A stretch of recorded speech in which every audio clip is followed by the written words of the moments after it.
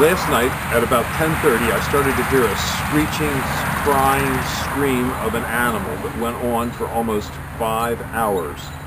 It may have been a fox, it may have been a coyote, I'm not sure.